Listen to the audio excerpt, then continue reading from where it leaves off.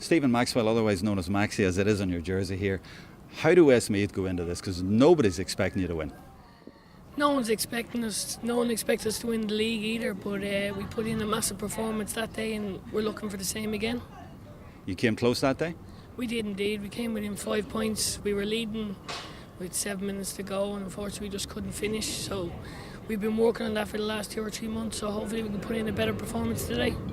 If you look at the last 2 years, Westmeath were in the final 2 years ago, beaten very well, but last year they got a bit closer. Now you're in Division 1, so the indications are that you're getting closer to Dublin. Almost definitely, it's a steady progression.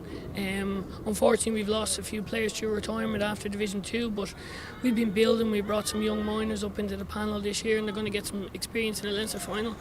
You'll have seen Dublin though in the National League final. I know you got them earlier, but in the league final they were fantastic. Oh, like they did. They put up a massive performance against Mayo. Possibly not the same Mayo we met in the league, but they are league champions. But championship is a different story, and we'll both be looking to raise our game. Yeah, let's talk about championship and let's talk about Leinster. How big an occasion? What will the intensity be like on the day?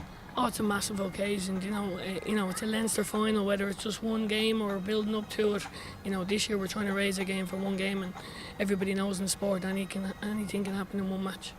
I know you don't want to give away anything, any plans or whatever, but there's a bit of a smile on your face. You're really going into this with a bit of confidence, and why not? But what would you say to Westmeath supporters to convince them to go along? The girls have put in a massive shift.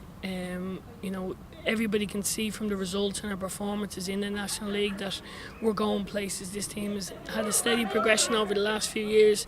We've retained Division 1 status, and hopefully we'll put in a massive performance again on the 1st of July. So we put you down for a shock? We'll have a few surprises.